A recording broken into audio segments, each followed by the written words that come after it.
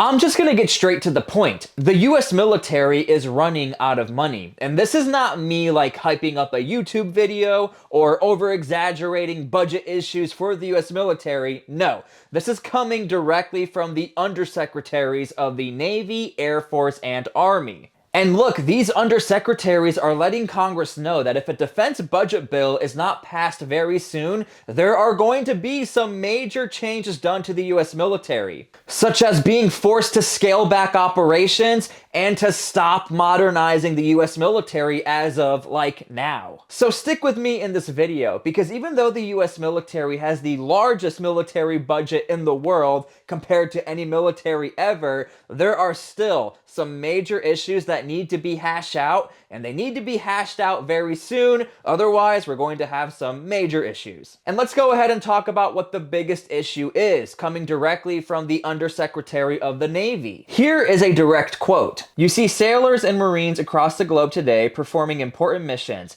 The Red Sea is an excellent example of how current operations take precedence. Without sufficient funds, we have to make tough choices. But between the ability to fight tonight and be ready for all threats versus preparing for the future and modernizing our forces, it is a tough decision, but we have to lay our chips somewhere, and that's on the ability to perform our missions today." And if you're not quite understanding what the issue is, essentially what the Undersecretary of the Navy is saying is that, yes, we have been given a budget from the year prior, and this budget is what we get. But the issue is this: all of a sudden we have operations popping up in the Red Sea, where the US Navy, all of a sudden, they are performing legitimate combat operations day in and day out, again, almost every single day in the Red Sea, against Houthi factions and other factions throughout the Middle East. And because of this, funds now need to be pulled from other operations within the Navy, and those funds are now destroying those operations that are happening over there. Again, I may be oversimplifying what's happening, but I'm just trying to help out those who don't necessarily understand how budgets work for the US military. Now, to make things even more complicated for the US military, one of the reasons why they are also running out of money is because they are having to spend their own money on operations that they never asked to do. Let me explain this, because you have things called supplementary funds. For example, let's just say all of a sudden an operation pops up where the US Army has to respond on a moment's notice. They need to get to a specific area of the world.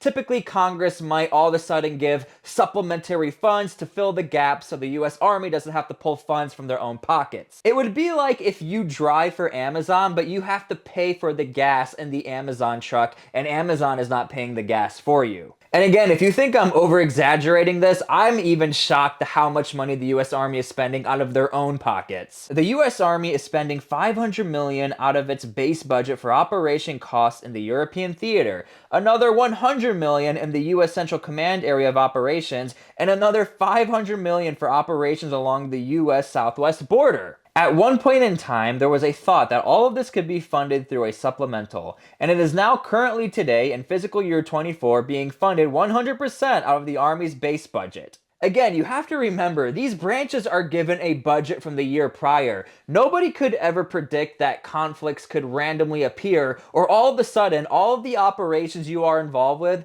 they all start to get worse and worse as the year progresses. If you got that budget from the year prior, that's all you have to work with, and now all of a sudden, Congress is not giving you money. You can see why now all of a sudden there's a big issue, and why I said at the beginning of the video, the US military is literally running out of money. In fact, US Army Europe and Africa have already said that they are going to run out of money if money is not supplemented to them, or there isn't a reprogramming of money that was already given to them. And again, the word reprogramming means if there was money given to an Abrams tank program, take that money away and give it to the soldiers who are on the front lines, because they need it immediately. And really at this point, the US Army is straight up saying we need to allocate funds across the board and figure out how we are going to get through this year, unless Congress will go ahead and pass a bill that will give us some more funds to finish out this year specifically. Oh, and I don't want to forget about the Air Force, because they have $13 billion of money issues of their own. Straight from the Air Force Undersecretary, impacts are particularly challenging challenging in the Space Force,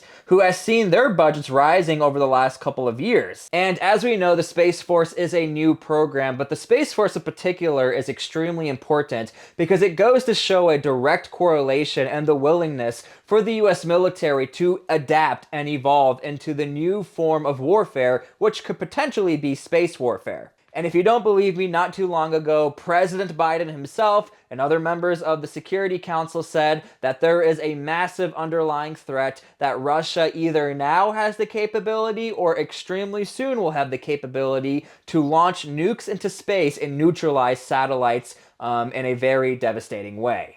So let's talk about the innovation piece of all of this. As you are probably aware, without money, you can't innovate. And again, without innovation, your army gets stagnant, thus you start to decline as a fighting force.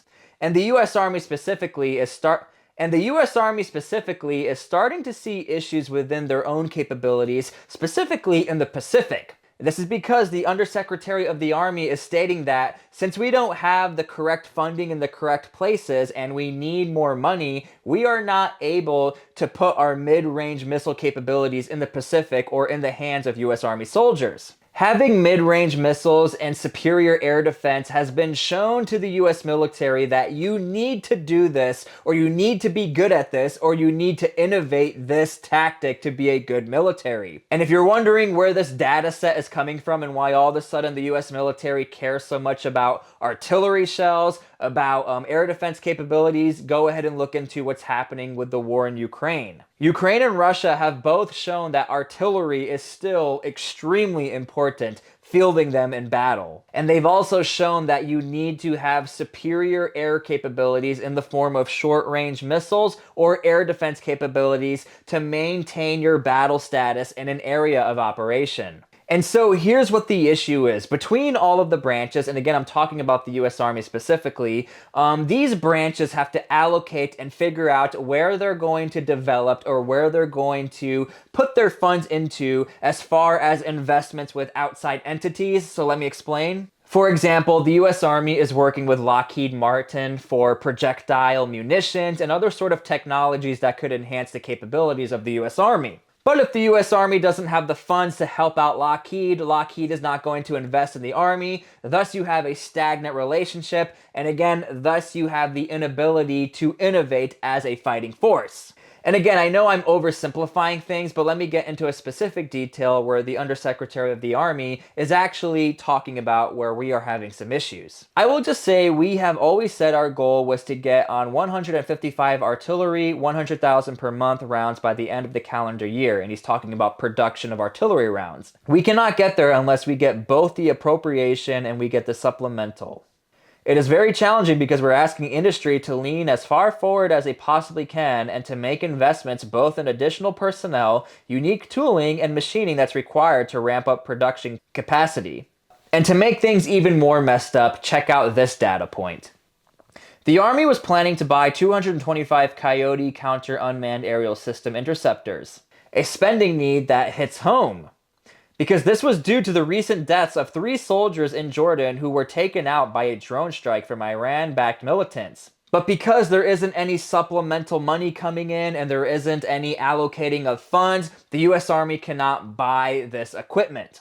And so I hope you got a little bit of an insight of how just because the US military has one of the largest budgets in the world, I mean, they do have the largest budget in the world, it doesn't mean it doesn't come without its problems. And again, these are problems that the branches of the military can't really control. Because again, who would have ever predicted that all of a sudden in the Pacific, things start to ramp up, and the Red Sea, the US Navy all of a sudden is in combat operations day in and day out. The US Army is also performing combat operations day in and day out. So you can see because of this, when you were given funds from the year before, you might want some more funds. Oh, and I totally forgot to throw this out there. I mean, things are even ramping up stateside as far as the US-Mexican border issues. So again, this is not me trying to fearmonger or trying to say that, oh my gosh, everything is falling apart.